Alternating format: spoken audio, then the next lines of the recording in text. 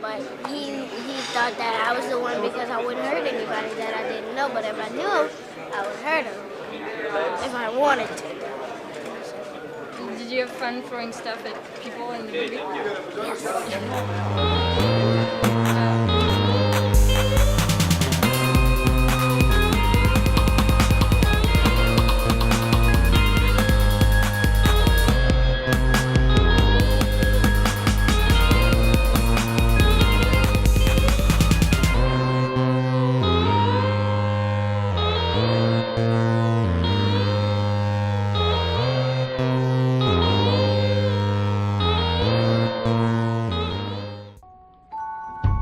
The whole universe depends on everything fitting together just right.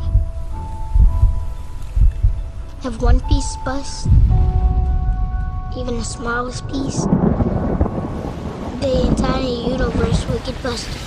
What it was going to be like to sort of stay in New Orleans or in South Louisiana in a sort of constant state of storms, you know, like it wasn't like about specifically Katrina, it was sort of about, it was sort of I started writing it after Gustav and Ike, when it just felt like every year there was going to be an evacuation, every year there was going to be a storm, and that this was just going to be the new reality down there. I like to be on the beach.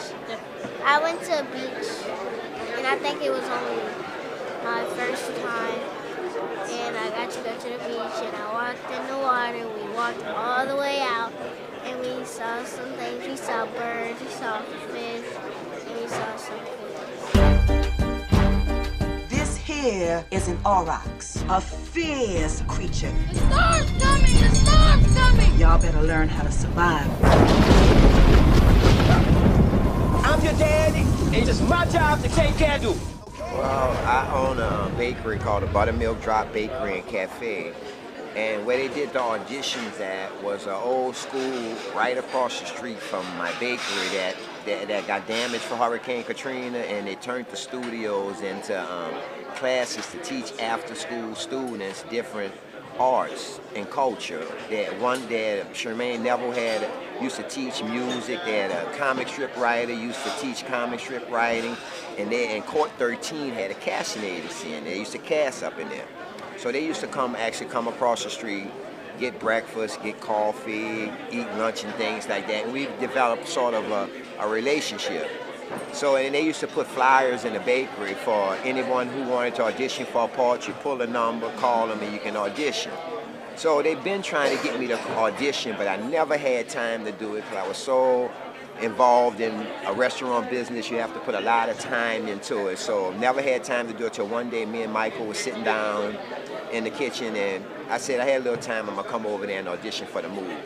The specifics of the scenario actually are very much kind of inspired by a specific island that's all the way actually south of New Orleans, where we shot the film, all the way at the bottom of the road, like out in the marsh.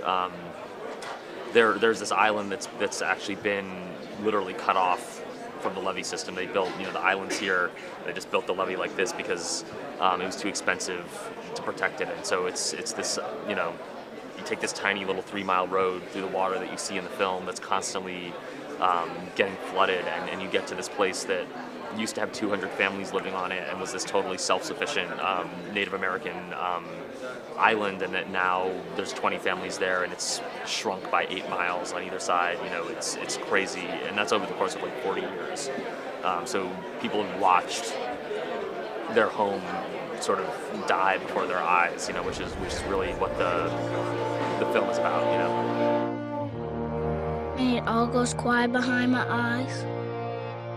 I see everything that made me.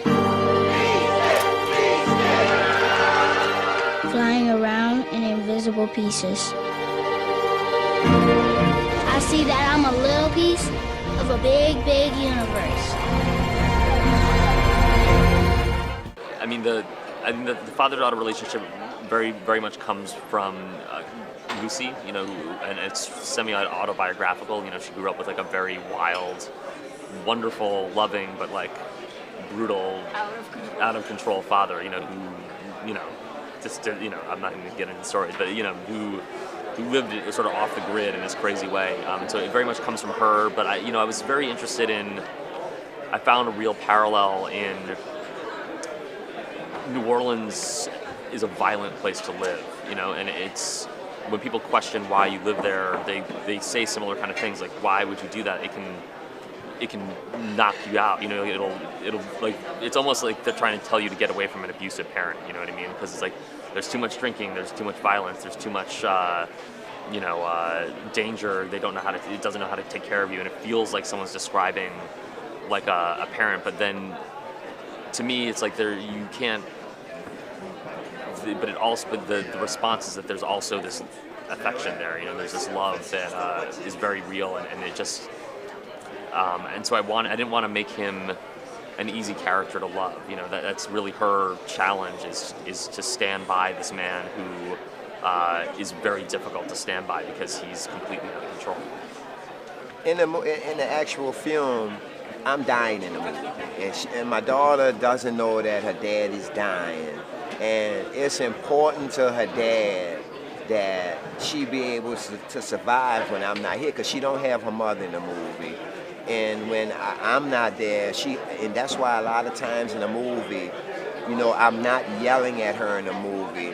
I'm emphatically trying to emphasize the importance of you have to be able to do these things because Daddy not gonna be here.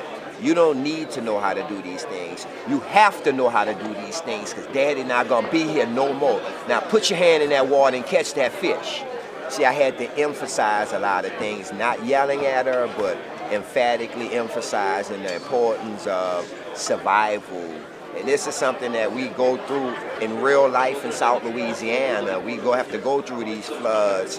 We have to go through the possibility of her having to survive just like it's depicted in the movie.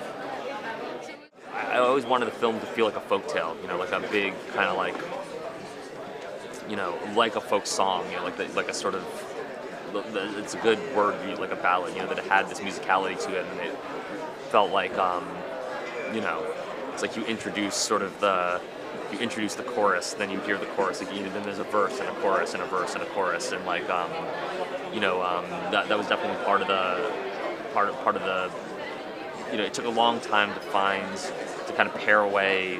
Because the film, you know, I had so much stuff I wanted to pack into this movie, and multiple storylines and things like that. And the real moment the film started to come together is when we realized that, you know, everything had to come through her point of view. Like originally it was sort of her point of view, and there was also Wing's point of view. But it's when we started channeling everything through her and her vision and her kind of like subjectivity that the emotion of the film started to actually come alive. You know, but it's really an emotional structure that we had to find as opposed to like a plot structure.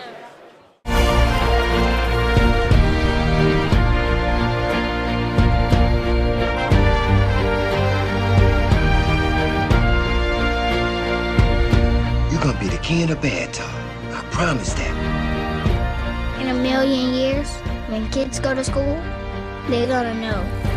Once there was a Hushpuppy, and she lived with her daddy in the bathtub.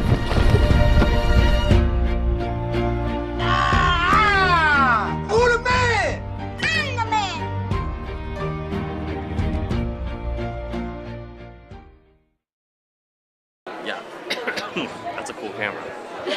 Is that one of those things you can like attach to your arm?